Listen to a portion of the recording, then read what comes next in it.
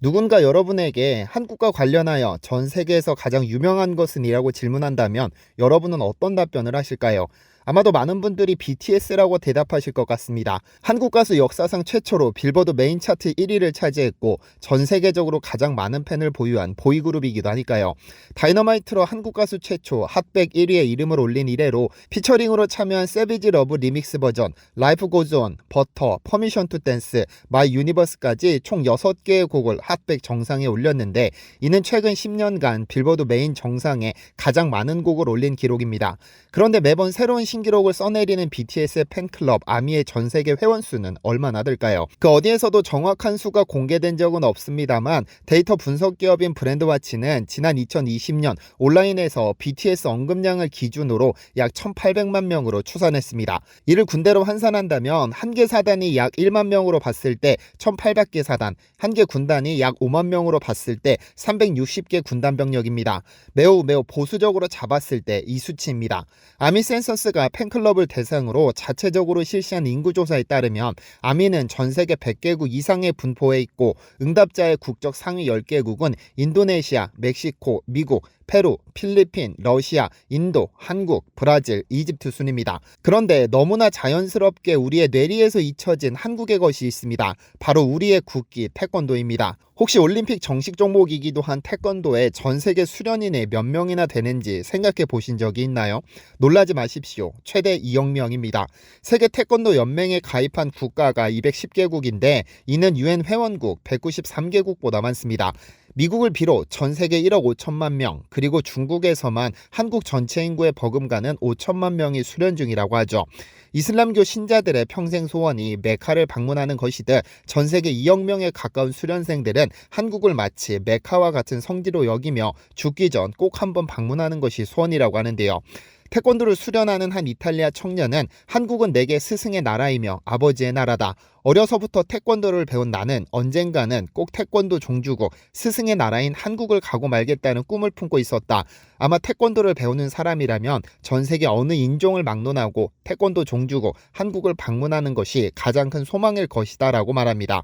그러니까 태권도는 누군가에게는 종교이며 그들을 가르치는 스승은 교주이고 태권도 종주국인 한국은 성지인 것이죠. 그런데 여기 작은 지구로 불리는 미국이라는 국가에 태권도라는 종교의 교주라 불리는 남자가 있습니다.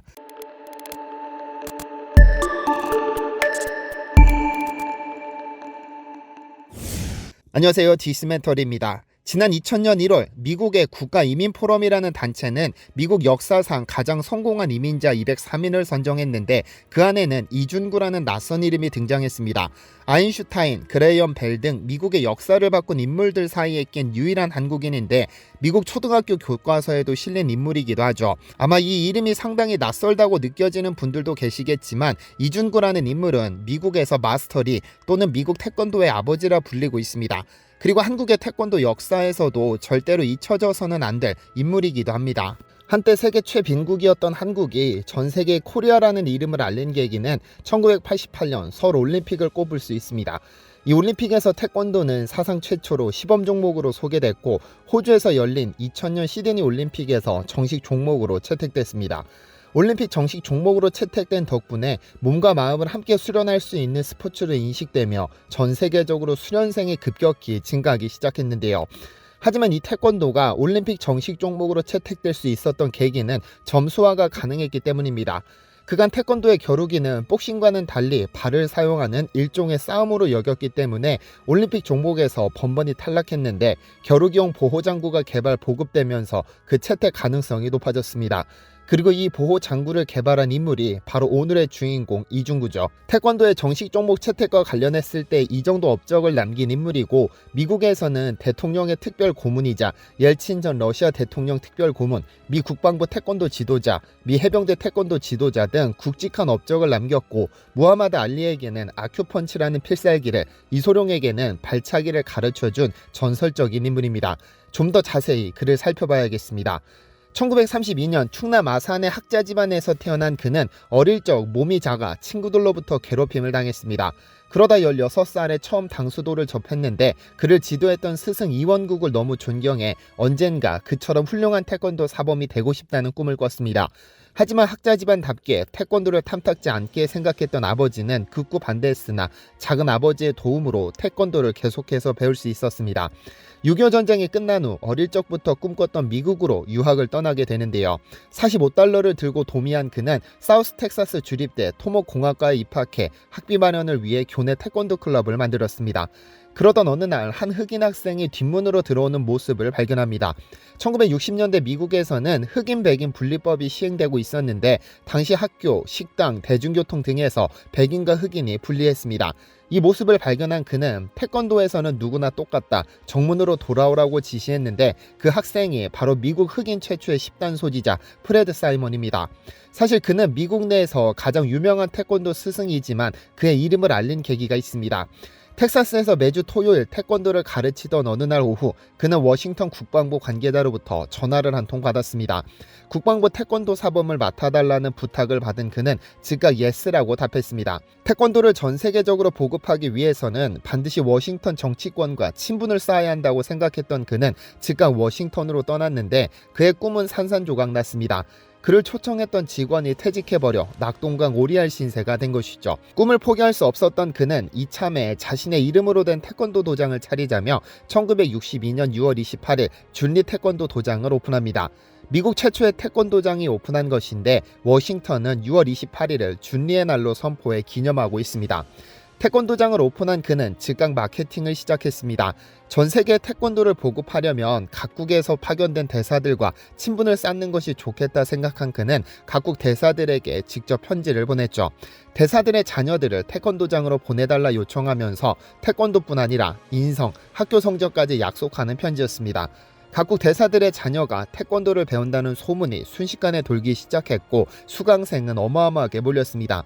태권도가 미국 전역에서 알려질 수 있게 된 계기도 그때 터졌습니다. 1965년 4월 워싱턴 포스트에는 하원 의원인 공화당의 제임스 클리블랜드가 국회의사당 인근에서 강도를 당했다는 기사가 났습니다. 이준근은 기사를 읽자마자 즉시 클리블랜드 의원에게 전화를 걸어서는 다시는 강도당하지 않도록 태권도를 가르쳐 주겠다며 무료 강습을 제안했습니다. 그해 5월 첫 강습에 클리블랜드 의원은 동료 몇 명을 데리고 와서 태권도를 배웠는데 그중 한 명이 현 미국 대통령인 조 바이든입니다. 이 일을 계기로 이준구는 국회의사당에서 일주일에 2, 3회씩 국회의원들을 상대로 태권도를 가르치기 시작했고 그에게 태권도를 배운 제자가 국회의원만 350명이고 이 중 19명은 검은띠를 땄죠. 민주당의 아이스 스켈터는 이준구 사범은 국보라고 밝히기도 했습니다.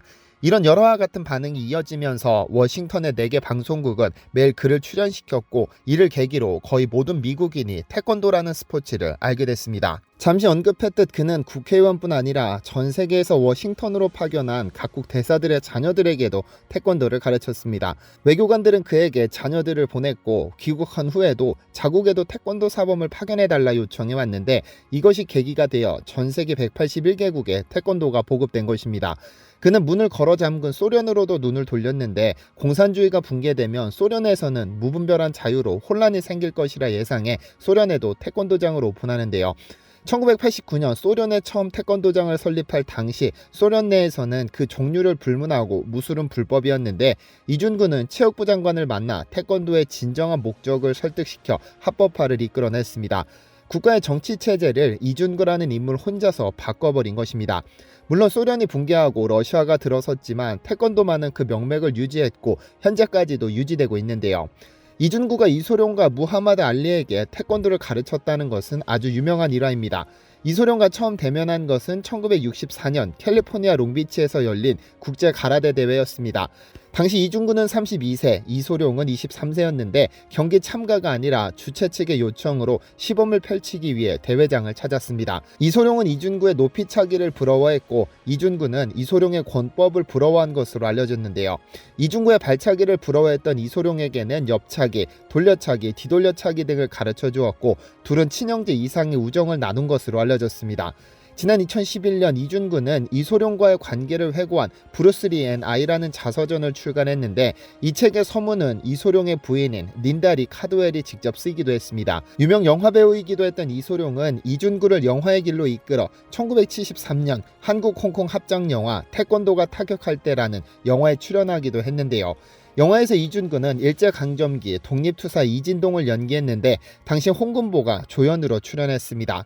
그해 영화를 찍은 후 미국으로 돌아온 이준구는 이소룡으로부터 영화 편집이 거의 완료됐고 곧 개봉된다는 전화를 받았는데 전화 통화 후 다음 날 이소룡은 33세의 젊은 나이로 요절하고 말았습니다.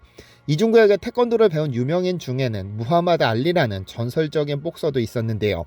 그와의 만남은 알리가 1975년 4월 일본을 상대로 한 농담에서 비롯됐습니다.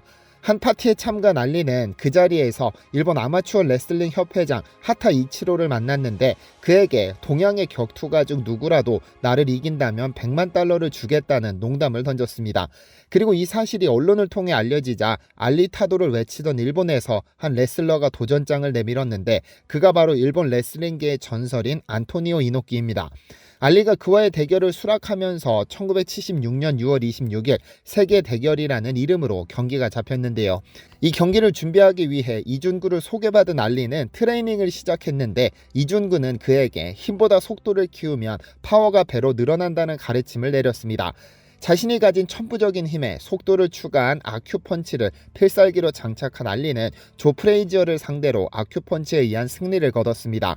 특히 1975년 독일 미넨에서 영국 복서 리처드 던을 상대로 세계 타이틀을 방어한 후 진행된 인터뷰에서 그는 그랜드마스터 준 리가 가르쳐준 아큐펀치라고 KO 승리의 비결을 밝혔습니다.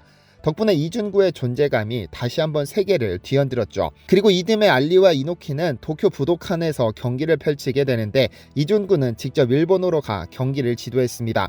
그러나 세계 대결이라는 이름과 어울리지 않게 허무한 경기로 실망스러운 경기가 펼쳐져 팬들의 야유를 받기도 했는데요.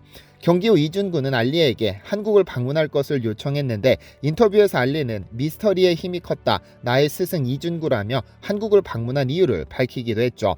3일간 한국에 머물며 그는 하얀색 도포를 입고 갓을 쓴 상태로 TV 프로그램에 출연하기도 했고 이준구는 통역을 맡았습니다. 현재 태권도라는 명칭이 생긴 것은 1955년입니다. 당시 육군소장 최홍희는 태권도라는 명칭을 만들어 당시 이승만 대통령에게 승인을 받았는데 태권도의 세계화를 준비하던 한국에게는 가라데라는 장애물이 존재했습니다.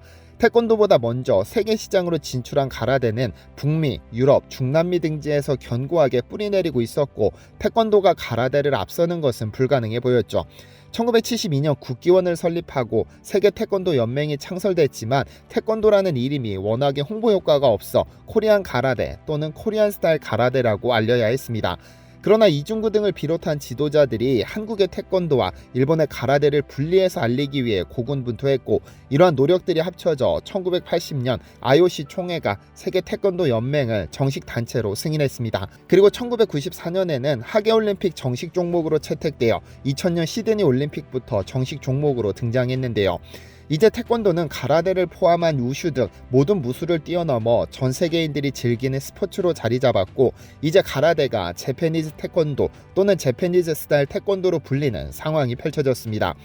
미국인들이 태권도 스승이라 부르던 이준구에게는 꿈이 하나 있었습니다. 136세까지 살아 태권 철학이 공유되는 세계를 만들고 태권도의 완벽한 세계화를 이룬 후에 세상을 떠나고 싶다는 꿈 말이죠. 하지만 그도 인간인지라 2018년 미국 버지니아에서 대상포진을 이겨내지 못하고 하늘로 돌아갔지만 그가 이루려던 태권도의 세계화는 완벽히 실현됐습니다. 그가 사망한 후 미국 언론들은 앞다퉈 그의 업적을 칭송하는 기사를 쏟아냈고 다시 한번 그의 명성이 미국에 알려졌습니다. 세상에 처음 등장한 어떤 것을 사람들의 뇌리에 인식시키기까지는 엄청난 끈기와 노력이 필요합니다. 한류의 원조격인 태권도는 그 오랜 시간을 감내하면서 태권도는 하나의 종교가 됐고 사범은 교주가 되었습니다.